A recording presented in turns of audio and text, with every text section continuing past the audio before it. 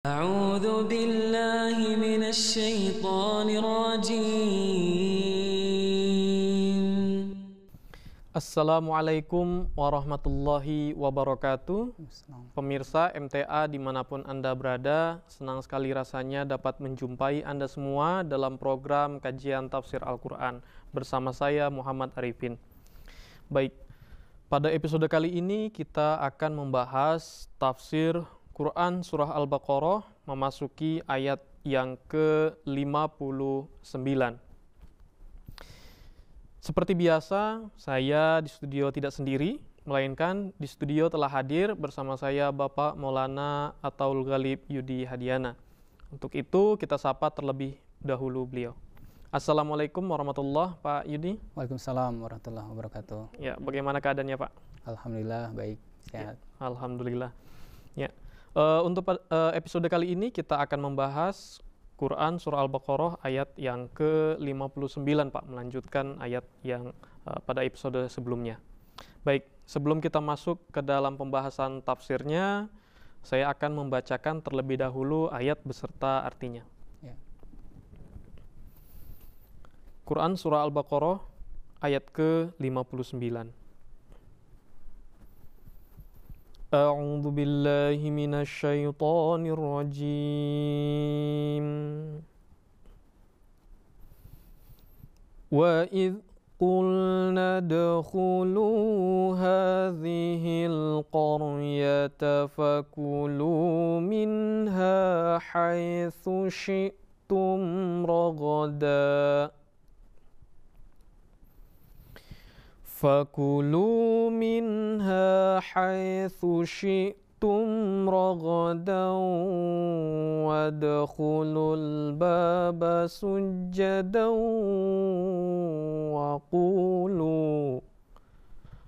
وَقُولُوا حِطَّةٌ نَغْفِرْ لَكُمْ خَطَايَاكُمْ wasanazidul muhsinin. Artinya, dan ingatlah ketika kami berfirman, masukilah negeri ini, makanlah darinya di mana kamu sukai sepuas hati, dan masukilah pintu gerbangnya dengan patuh, dan katakanlah, wahai Tuhan, bebaskanlah kami dari dosa kami. Kami akan mengampuni dosa-dosamu dan kami akan menambah anugerah kepada orang-orang yang berbuat baik. Baik, Pak Yudi, kita masuk ke dalam pembahasan dari surah Al-Baqarah ayat ke-59 ini. Bagaimana Hazrat Khalifatul Masih As-Sani radhiyallahu ta'alaan menjelaskan tentang ayat ini, Pak? Baik, bismillahirrahmanirrahim. Seperti biasanya pada bagian awal, Hazrat Khalifatul Masih As-Sani radhiyallahu ta'ala anhu menjelaskan definisi atau arti, pengertian dari beberapa kata yang ada di dalam ayat ini. Dan di sini juga ada beberapa kata yang sama dengan ayat-ayat yang terdahulu, sehingga Huzur di sini menyampaikan bahwa pembahasan mengenai pengertian kata-kata tersebut sudah dibahas sebelumnya, dan pada program kajian tafsir ini juga sebelumnya sudah dibahas tentunya. Jadi kita akan coba membahas apa yang belum pernah dibahas sebelumnya. Yang pertama di sini terkait dengan al-qaryah, ya. Al-qaryah, arti atau definisi daripada al-qaryah itu artinya adalah ad-dhai'ah, gitu ya. Jadi al-qaryah itu sama dengan ad-dhai'ah, artinya yaitu desa, gitu ya. Desa atau kampung, itu salah satu artinya. Kemudian juga arti berikutnya adalah al-misrul jami. Jadi ini adalah bara syahr, gitu ya. Huzur menerjemahkan kota besar. Jadi desa ataupun kampung juga bisa artinya juga kota besar. Nah, kemudian juga di sini ada arti lain, yaitu suatu tempat dikatakan qaryah apabila di tempat itu ada rumah-rumah, beberapa rumah, tentu lebih dari satu rumah yang berdekatan, kemudian di situ ada orang-orang yang tinggal juga. Nah, ya itu mungkin bisa tadi mirip-mirip ya, artinya kampung, kota, atau beberapa rumah yang tinggal berdekatan lalu ada orang-orang yang juga menempati atau tinggal di dalamnya. Ada juga pengertian dari al-qaryah itu jama'un nas, atau kumpulan dari orang-orang, dari manusia gitu ya. Itu juga pengertian dari qaryah. Itu beberapa di antaranya. Selain itu masih ada sebetulnya pengertian-pengertian lain yang dikutip oleh Huzur kedua di dalam menjelaskan kata al-qaryah. Nah, berikutnya beliau menjelaskan mengenai kata hittotun ya, hittotun. Jadi al-hittatu itu adalah isim dari istahatto. Kemudian istahatto itu artinya adalah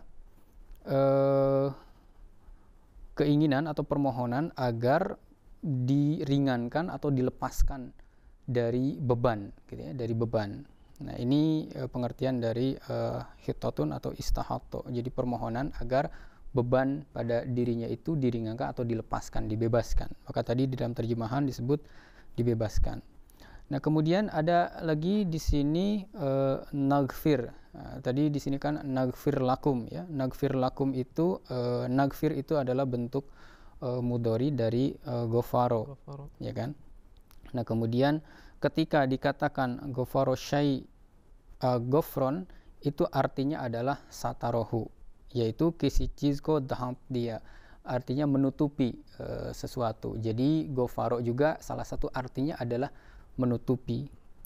Nah, kemudian jika dikatakan ghafarallahu lahu dzanbahu artinya adalah ghatta alaihi wa afa anhu, yaitu Allah Subhanahu wa taala menutupi dosa-dosa atau kesalahan-kesalahannya dan mengampuni memaafkan ya dosa-dosa atau kesalahan-kesalahannya itu. Nah, kemudian khotoya itu jamak dari kata al-khoti'ah ya, itu artinya adalah dosa atau zanbun, kesalahan.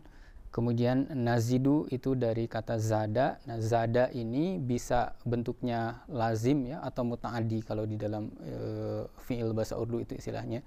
Jadi baik yang transitif ataupun intransitif gitu ya. Jadi artinya bisa bertambah atau juga bisa menambah. Nah, kemudian satu lagi terakhir di sini al-muhsinin. Jadi al-muhsin itu adalah isim fa'il dari ahsana. Nah, ahsana ya, ahsana itu salah satu artinya adalah amila hasanan wa atahul hasanata. Jadi memperlakukan seseorang dengan baik. Jadi berbuat baik ya, memperlakukan seorang dengan baik itu pun salah satu dari pengertian tadi ahsana gitu. Nah, ini mungkin beberapa kata yang beberapa pengertiannya bisa disampaikan dalam kesempatan ini. Mungkin ada tambahan yang lain. Ya, jazakumullah. Luar biasa sekali Hazrat Muslih Mau'ud radhiyallahu ta'ala menjelaskan kata demi kata dari ayat ini. Tapi kalau kita lihat bagaimana dari beberapa tafsir yang saya cari, baik itu dari tafsir Ibnu Katsir, Tabari, Qurtubi maupun Jalalain.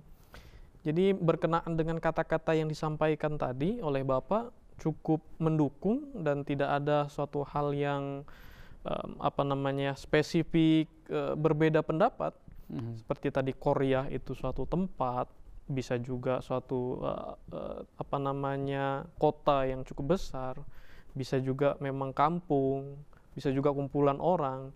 Kemudian tadi hittoh, cuman ada sedikit saja tambahan mungkin dari hittoh ini hampir sama seperti istighfar saja mungkin gitu ya. Jadi hittoh tun itu mereka diminta untuk meminta ampunan begitu. Yeah. Nagfir lakum ya tadi sama juga bagaimana Allah Ta'ala mengampuni dosa-dosa mereka. Bahkan tadi luar biasanya lagi ada tambahan ada tambahan ilmu bagi kita semua. Ya, dari ghafaro itu menutupi juga, bukan hanya menghilangkan tapi menutupi juga ya Pak ya. Ketika seseorang membuat kesalahan kemudian dia beristighfar, maka Allah Ta'ala menutupi kesalahan mereka itu. Itu luar biasa yang dijelaskan oleh Hazrat Muslih Mau'ud radhiyallahu ta'ala yang memang tidak mudah mendapatkan hal seperti itu dalam tafsir-tafsir yang lain. Kemudian zada yazidu tadi wasana zidu juga tidak ada suatu hal yang kontradiksi secara pengertiannya maupun yang muhsinin, orang yang berbuat ihsan. Jadi secara garis besar untuk kata demi kata ini cukup mendukung dan tidak ada kontradiksi di dalamnya Pak dengan tafsir-tafsir yang lain. Ya. Gitu. Bagaimana kalau penjelasan dari ayat ini sendiri Pak untuk tafsirnya? Mungkin dari tafsirnya akan kita temukan beberapa hal yang cenderung baru bagi kita mungkin yang akan kita dengar nantinya apa yang disampaikan oleh Hazrat Muslim Maud radhiyallahu taala anhu ini Pak. Baik. Nah, dalam tafsir ini di bagian awal Hazrat Khalifatul Masih As-Tsani radhiyallahu taala anhu menjelaskan berkenaan dengan udkhulul baba sujada, ya, berkata sujada. Nah, sujada itu di sini diartikan dengan ketaatan. Jadi masukilah pintu-pintu atau gerbang-gerbangnya dengan ketaatan. Nah, penekanan yang disampaikan oleh Huzur di sini adalah ini merupakan perintah ya kepada kaum Bani Israel. Jadi ketika mereka masuk ke Qaryah tadi, ke tempat tadi dari pintu-pintunya, maka mereka harus masuk dengan adanya ketaatan. Dan mereka harus menampilkan keadaan atau akhlak yang mencerminkan atau menggambarkan keadaan umat atau pengikut seorang nabi atau seorang utusan Allah Subhanahu wa taala. Jadi ketika nabi mengajarkan kebaikan, maka apa yang ditampilkan oleh pengikutnya pun ketika mereka memasuki tempat baru tadi, dalam konteks ini adalah kaum Bani Israel, harus menunjukkan akhlak sebagaimana mereka itu adalah pengikut seorang nabi yang notabene merupakan manusia pilihan Tuhan yang saleh. Nah, untuk apa? Ya agar ketika mereka masuk ke tempat itu tidak ada pengaruh-pengaruh buruk yang dibawa oleh mereka, yang kemudian pengaruh itu ya memberikan pengaruh negatif kepada orang-orang yang ada di dalam Qaryah tadi. Itu yang pertama. Kemudian ya terkait dengan qulu hitlatun, ya di sini perintah juga kan, katakanlah tadi sudah disinggung juga bahwa ini istahatto, ya istahatto itu seperti dengan istaghfaro, ya jadi memohon ampun. Jadi di sini berupa perintah kepada kaum Bani Israel, teruslah berdoa agar dimaafkan segala kelemahan-kelemahan. Dan ada tambahannya penjelasan dari beliau, selain untuk dirinya sendiri, juga agar kalaupun ada kelemahan-kelemahan, kekurangan atau keburukan-keburukan yang ada di dalam diri mereka, di sini keburukan itu tidak mempengaruhi orang-orang yang ada di Qaryah tadi. Nah, itu tambahan dari beliau. Jadi mungkin ini dulu ya.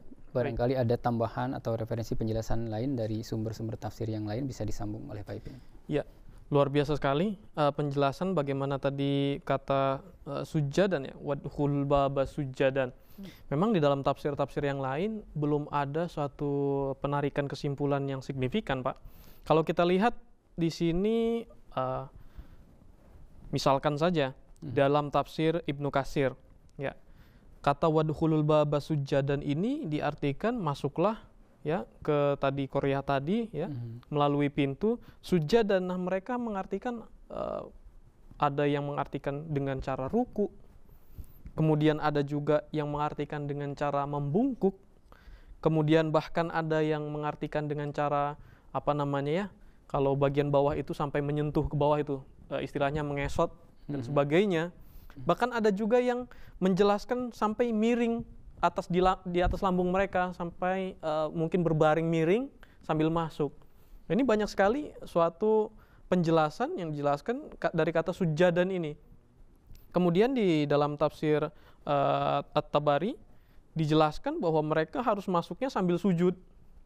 Kemudian ada juga anggapan bahwa masuknya sambil menundukkan pandangan dan sebagainya. Jadi masih banyak pandangan-pandangan di luar yang banyak sekali pandangan-pandangan itu dikumpulkan dalam tafsir ini. Jadi belum ada penarikan kesimpulan, ya, seperti itu. Tapi bagaimana tadi Hazrat Muslim Maud menjelaskan bahwa kata wadkhulul baba sujadan ini maksudnya masuk melalui pintu itu dengan keitaatan, begitu ya, dengan keitaatan, dan menunjukkan bahwa kami ini suatu kaum yang dipimpin oleh seorang nabi loh, begitu ya Pak ya. Ya. Jadi bagaimana mencerminkan kaum suatu nabi dengan masuk ke dalam suatu Qaryah dengan sujadan, tapi bukan secara apa namanya secara zahir sujadan dengan sujud atau ruku atau membungkuk atau bahkan tadi sampai yang berbaring mungkin sambil masuknya. Ini sangat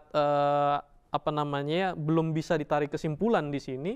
Tapi ketika kita tadi mendengar bagaimana Hazrat Muslih Maud radhiyallahu an menjelaskan, ya dari sini kita bisa menarik kesimpulan bahwa sujadan di sini lebih ke batinnya juga, bahwa mereka masuk harus dengan sopan, harus dengan attitude, ya harus dengan keitaatan, dan menunjukkan bagaimana mereka itu adalah seorang umat, ya dari mereka itu adalah umat dari seorang nabi. Kemudian tadi berkenaan dengan hitatun naghfir lakum khotoyakum, ya ini tidak jauh berbeda mungkin dari tafsir-tafsir yang lain. Bagaimana saya mencari referensi dari tafsir Jalalain maupun Qurtubi, di sini dijelaskan bahwa mereka itu harus mengatakan hitatun, meminta ampun. Dan di dalam Qurtubi juga dijelaskan hitoh itu ya sama dengan tadi juga istighfaro tadi yang Bapak jelaskan juga, dan ini mendukung tafsir dari tafsir Kabir yang dijelaskan oleh Hazrat Muslih Maud radhiyallahu taala anhu. Nah, kemudian mungkin tambahan dari saya berkenaan wasanazidul muhsinin, mungkin nanti setelah penjelasan yang dari saya Bapak bisa menambahkan atau sekaligus menutup statement dari Hazrat Muslih Maud. Nah, di sini tafsir dari Qurtubi yang di tafsir-tafsir lain tidak terlalu mencolok mungkin ya. Dalam tafsir Qurtubi ini saya mengutip satu pernyataan ya dalam tafsir beliau ini, wasanazidul muhsinin, dan kami tambahkan bagi orang-orang yang muhsin. Ini masih nyambung dengan ayat sebelumnya, Pak. Nah, kata beliau di sini bahwa ketika al-ghamam, kemudian manna dan salwa diturunkan kepada mereka, kemudian mereka ini kan manna dan salwa ini adalah setiap hari. Mereka itu diminta untuk makanlah, silahkan makan. Tapi ada yang di antara mereka yang tidak hanya memakan tapi nyimpen-nyimpen. Nah, kemudian disimpan-simpan sampai bahkan busuk dan sebagainya. Dan mereka ini mengingkari atau tidak mengikuti apa yang diperintahkan oleh Allah Ta'ala. Karena perintah di situ hanya mereka disuruh makan saja. Tapi mereka malah menyimpan-nyimpan. Jadi mereka di ayat sebelumnya dijelaskan wa ma dzalamuna walakin kanu anfusahum yadzlimun. Mereka tidak menganiaya Allah Ta'ala, menganiaya kami di situ, tapi mereka menganiaya diri sendiri. Karena buat apa ngumpulin itu capek-capek katanya, nanti juga busuk gitu ya, nggak kemakan, menganiaya diri sendiri lagi, kemudian murka Allah Ta'ala datang. Tapi wasanazidul muhsinin, bagi orang-orang yang muhsin, yang melakukan perintah Allah Ta'ala, ini mereka ditambahkan lagi nikmat kepada mereka. Kemudian berkenaan dengan Qoryah tadi ya, di sini Qoryah saya tambahkan sedikit, Pak. Ya. Nah, Qoryah di sini artinya mungkin terlalu sempit, Pak. Apakah di dalam tafsir Kabir yang dijelaskan oleh Hazrat Muslih Maud terdapat lebih luas penjelasan tentang Qoryah ini? Karena Qoryah di sini hanya mengacu kepada Baitul Maqdis saja. Nah, apakah Qoryah itu hanya memang Baitul Maqdis saja? Memang di sini ada beberapa pendapat lagi sih. Qoryah itu termasuk juga Ariha yang merupakan bagian dari Baitul Muqaddas. Kemudian ada yang menjelaskan bahwa Qoryah di sini adalah Yerusalem dan sebagainya. Jadi bagaimana kesimpulan yang diambil oleh Hazrat Muslih Maud berkenaan dengan Qoryah ini? Apakah Baitul Maqdis atau memang kota-kota atau kampung-kampung sekitarnya juga termasuk? Seperti apa itu, Pak? Ya, jadi terkait dengan Qoryah ini, lebih lanjut Hazrat Khalifatul Masih As-Tsani radhiyallahu taala anhu, beliau memberikan penjelasan salah satunya dengan, ya beliau juga mengutip referensi dari ensiklopedia Britannica ya. Jadi di sini dijelaskan bahwa ketika Bani Israel melewati Gunung Sinai dan pergi ke arah Kanaan, maka mereka juga melewati beberapa tempat dan juga bertemu dengan beberapa suku-suku yang mereka itu ya tinggal atau membuat semacam tadi perkampungan gitu ya, perkampungan. Jadi ini ditemui oleh mereka di dalam perjalanan menuju ke Kanaan. Nah, kemudian terkait dengan itu juga Huzur memberikan penjelasan bahwa ini juga terkait dengan hikmah yang sudah kita diskusikan pada episode sebelumnya, bahwa untuk menambah semangat mereka atau ya gairat mereka yang memang lemah, maka Allah Subhanahu wa taala juga memberikan izin kepada mereka untuk mereka tinggal beberapa lama di Korea atau di tempat-tempat yang mereka singgahi itu, hidup di situ juga untuk ya tadi meningkatkan semangat mereka karena mereka bisa berkomunikasi bersinggungan dengan orang-orang yang ada di Korea itu. Nah, hanya memang tadi terkait dengan Korea ini, Huzur kedua di sini menyampaikan bahwa Al-Qur'an tidak menyebut nama dari Korea itu. Apakah tadi kalau di referensi lain kan ada Baitul Maqdis dan yang lain sebagainya. Huzur menyampaikan bahwa Al-Qur'an tidak menyebutkan nama, hanya menyebutkan tempat-tempat Korea itu secara umum. Karena apa? Karena Al-Qur'an bukan sedang menjelaskan mengenai ya tarikh sejarah sehingga harus disebutkan namanya itu. Concern Al-Qur'an itu bukan kepada namanya, tetapi concern Al-Qur'an adalah kepada hikmah di balik peristiwa itu. Jadi pelajaran-pelajaran yang bisa diambil dari situ. Nah, mungkin itu salah satu poin yang disampaikan oleh Huzur kedua. Nah, kemudian ya mungkin karena kita waktu singkat, saya akan coba melompat kepada satu bahasan lain atau poin lain yang dijelaskan oleh Huzur di sini. Jadi berkenaan dengan tafsir ayat ini, ada seorang pendeta yaitu Heri ya, yang memang dia juga menulis tafsir tapi untuk mencari kelemahan-kelemahannya gitu ya. Nah, jadi di bawah ayat ini beliau ini menuliskan bahwa Al-Qur'an menjelaskan peristiwa-peristiwa terkait dengan hijrahnya kaum Bani Israel dari Mesir ke Kanaan itu dengan campur aduk gitu ya. Ada yang harusnya peristiwa ini dijelaskan di awal, seperti ini terjadinya di daerah Gunung Sinai dan sekitarnya, ada yang terjadi di daerah tanah yang dijanjikan dan seterusnya, bahkan ada yang sama sekali tidak disinggung, tidak disebutkan di dalam Alkitab gitu. Nah, ini campur aduk. Nah, hal ini menunjukkan bahwa menurutnya nabinya orang Arab itu, yaitu dalam hal ini yang mulia Rasulullah SAW, menurut Weri ini tidak mengenal sejarah atau peristiwa-peristiwa yang dijelaskan oleh Alkitab atau Bible gitu ya. Nah, lalu bagaimana Huzur kedua memberikan penjelasan atau jawaban terhadap hal ini? Nah, di awal beliau menyinggung bahwa saya merasa kasihan kepada pendeta Weri ini. Karena apa? Karena beliau dengan status sebagai seorang pendeta harusnya adalah orang yang paling banyak menelaah Alkitab.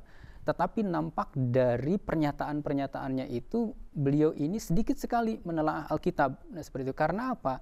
Karena kalau beliau menelaah maka tidak mungkin akan keluar tuduhan seperti ini. Karena apa? Nah, karena rincian-rincian penjelasan seperti mengenai ya peristiwa hijrahnya kaum Bani Israel itu yang dijelaskan di dalam Alkitab itu juga satu sama lain bertentangan. Bahkan juga penulis-penulis Kristen sendiri seperti di sini Huzur kedua menulis Prof. Stanning MA ya, dosen di Oxford University. Nah, di situ menjelaskan bahwa ya peristiwa-peristiwa itu tidak dapat dipercaya karena tolak belakang sama sekali. Ada yang dijelaskan di dalam Bilangan bertentangan dengan yang dijelaskan di dalam Keluaran misalkan. Nah, seperti itu. Nah, jadi ketika misalkan Al-Qur'an memberikan penjelasan yang sesuai dengan penjelasan yang disebutkan di dalam Keluaran, nah orang pendeta yang memiliki kebencian terhadap Islam, mereka tetap akan menuduh bahwa ya Al-Qur'an tidak mengenal atau Rasulullah SAW tidak mengenal sejarah yang dijelaskan oleh Alkitab karena tidak sesuai penjelasannya dengan penjelasan dalam Keluaran. Tapi ketika Al-Qur'an menyampaikan penjelasan yang sesuai dengan Bilangan yang notabene itu berbeda dengan misalkan dijelaskan pada Keluaran, itu juga tetap dijadikan sebuah tuduhan bahwa Rasulullah SAW tidak mengenal sejarah Alkitab, peristiwa-peristiwa Alkitab. Karena apa? Karena penjelasannya tidak sesuai dengan apa yang dijelaskan di Bilangan atau Ulangan seperti itu. Jadi seperti itu. Nah, kesimpulannya adalah apa yang dijelaskan oleh Al-Qur'an itu adalah sesuai dengan pengetahuan Allah Subhanahu wa taala. Ketika peristiwa yang dijelaskan di dalam Bilangan misalkan itu sesuai, maka Al-Qur'an membenarkannya. Ketika di dalam Bilangan atau kitab yang lain Keluaran salah, maka Al-Qur'an menyalahkannya. Jadi Al-Qur'an tidak terpatok kepada sejarah yang dijelaskan di dalam Alkitab karena Al-Qur'an ditulis itu merupakan wahyu Allah taala dan semua peristiwa yang ada di dalamnya itu sesuai dengan pengetahuan atau ilmu yang Allah Subhanahu wa taala miliki. Jadi ya itu mungkin satu poin terakhir dari. Jazakumullah, Pak. Ya, tadi kita dengar bagaimana Qoryah dijelaskan oleh Hazrat Muslim Maud radhiyallahu ta'ala dengan jelas. Qoryah di sini tidak mengacu kepada suatu tempat. Ya, ini juga menjadi acuan bagi kita bagaimana setiap Qoryah yang dimasukin mereka harus masuknya dengan sujadan ya Pak, dengan taat dan sebagainya. Dan tadi juga ada keberatan dari Weri, dan ini ditepis keberatan ini oleh Hazrat Muslim Maud radhiyallahu an dengan begitu luar biasa dan meninggikan nama Islam kembali. Dan ini tidak didapati tepisan-tepisan ini dalam tafsir yang lain. Mungkin ini satu keunggulan yang ditambahkan oleh Hazrat Muslim Maud dalam tafsir beliau. Baik, pemirsa MTA dimanapun Anda berada, demikianlah tadi pembahasan tafsir pada episode kali ini, membahas tentang tafsir Quran Surah Al-Baqarah ayat ke-59. Semoga dari bahasan tadi kita dapat menarik kesimpulan yang baik dan menambah wawasan serta keilmuan kita bersama. Baik, saya akhiri, saya Muhammad Arifin beserta Maulana Ataul Ghalib Yudi Hadiana dan seluruh kru yang bertugas mohon pamit undur diri. Assalamualaikum warahmatullahi wabarakatuh. Assalamualaikum.